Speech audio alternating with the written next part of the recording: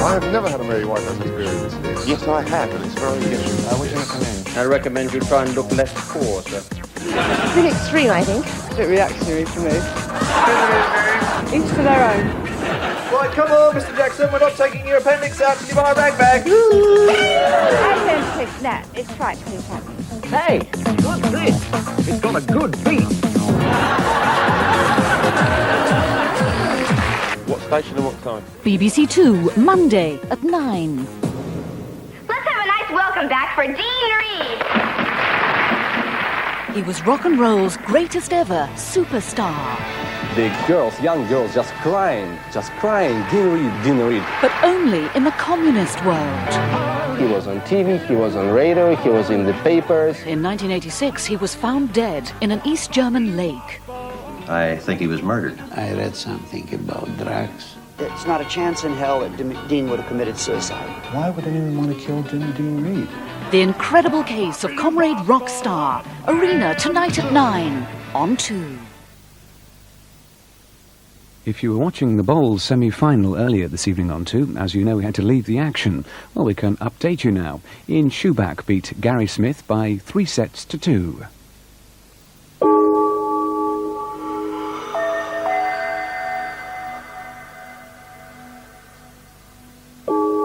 Now on 2, here's this week's edition of Public Eye, presented by Peter Taylor.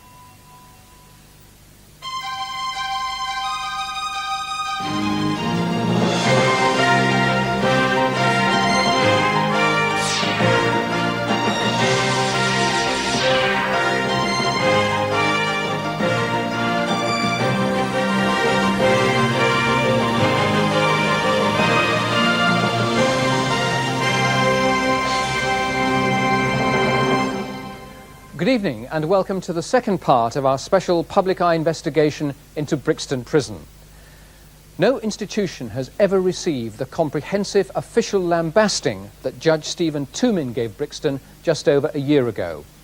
Her Majesty's Chief Inspector of Prisons is not a man to mince his words. His 200-page report described a litany of hopelessly inadequate facilities, dirty cells and poor food. The word urgent runs through his recommendations like an alarm bell, and not just because of the record number of suicides. The Home Secretary gave public assurances that Brixton's jailhouse would be set in order and promised a major programme of redevelopment. That was over a year ago. So far, prisoners inside have seen little difference. But of course, Brixton, like Rome, will not be rebuilt in a day. Our investigation last week into conditions on F-Wing shocked many people, but F-Wing is only part of the prison. In tonight's Public Eye, I examine life on the inside in the rest of Brixton. It's volatile, tense, and the language is strong.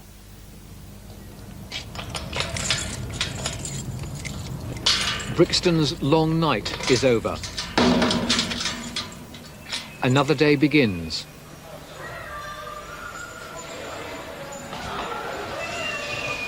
Deep in the prison's barred canyons, the dawn patrol greets the morning. They're trusted prisoners, but few volunteer for this job.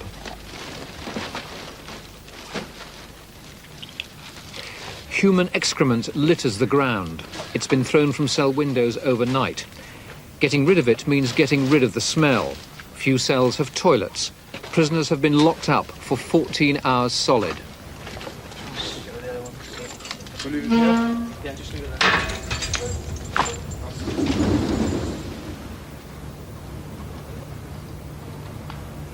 For most cells, a toilet means a bucket in the corner. These cells were locked at 6:30 the night before. The new day offers only more of the same.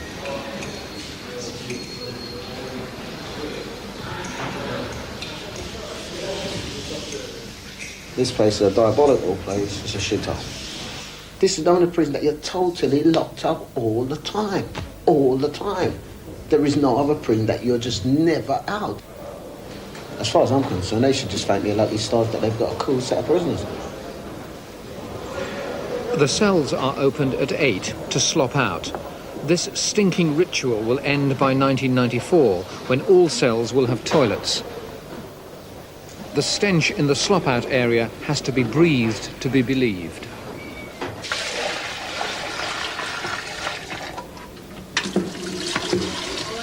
It's hardly a breath of fresh air, but it's relief from the tedium of being locked up for more than 20 hours a day. No wonder frustration boils over.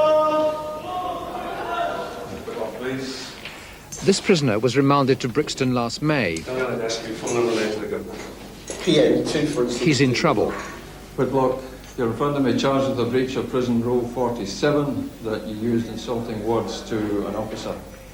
He's been up before the governor before. I read the charge out to you. Do you plead guilty or not guilty? Guilty. Sit down. Officer McClellan will read out his evidence, then I'll ask you what you have to say. McClellan. Sir, at the time, place and date stated, PN 2362 Whitlock, on leaving the adjudication room, said to me, "You are a McClellan and you are just a sir."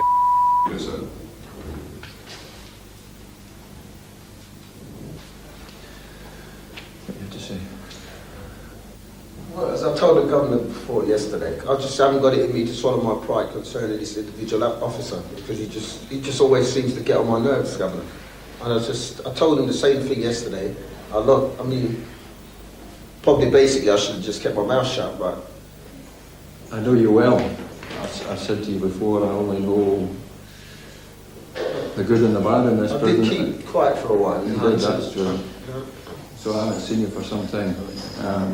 You said it yourself, you can't keep your mouth shut. The staff are entitled, are entitled to some respect and not to receive the abuse that they do. I accept that you were worked up after the adjudication yesterday. What you said to Mr. McClellan is totally unacceptable.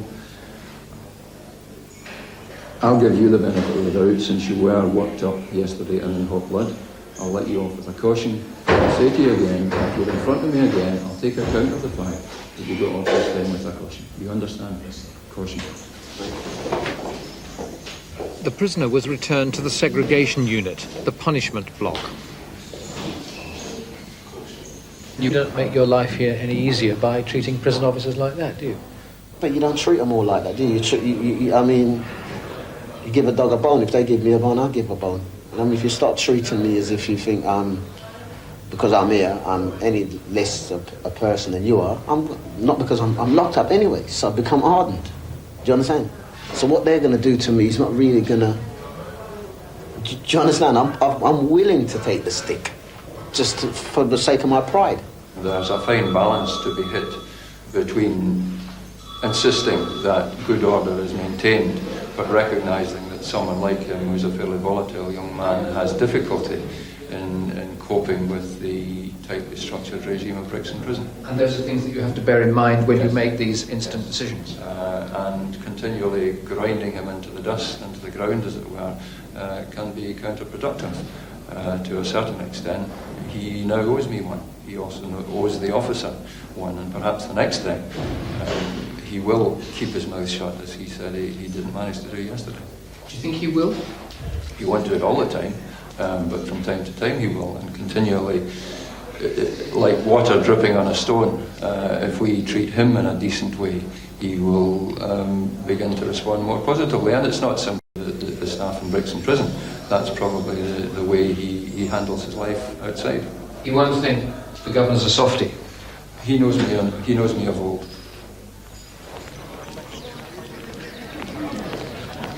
Prisoners have association twice a week. Not enough, criticised Judge Tumim. They're also unlocked for an hour a day to stretch their legs, but little stretches the mind. Education facilities, he said, were very limited. Most inmates are on remand, but some are sentenced, waiting transfer to prisons like Gartree. What's your sentence? I'm doing life. For what? Murder. Can you do it? It's not whether can I do it, I've got to do it, because I'm here. How will you do it? I'll do it to the best of my ability, and that's just getting on with it and doing whatever I can to help myself. It's got to be done. I can't cry about it. I've done all my crying. I just take each day at a time, and I just keep my head down and I'll just get on with it. You've done your crime. I've done my crying. There's days when I do still cry. Of course I cry. He's vegetated. Now that sounds a terrible word to use, but he's not doing anything, so he's become stagnant. And he's getting frustrated because we cannot say to him, you will be going to Gartree tomorrow, the next day, or whatever, because it's out of our hands. It's all up with tactical management at headquarters who deal with this. And that frustration is likely to trigger an explosion? Possibly. And it did. The prisoner awaiting transfer was brought down to the segregation unit. There'd been an altercation when the search team entered his cell. Keep your legs back. Keep your legs back. Then you head to the wall that way. Get the use of force force. Yeah, the team that got down to fill them back. You can have recheck the ones that we got last cell ready.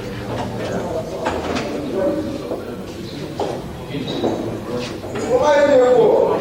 I haven't done nothing! What am I in here for? I haven't done nothing! I want to see a doctor, man, my hand. I haven't done what I'm in here for.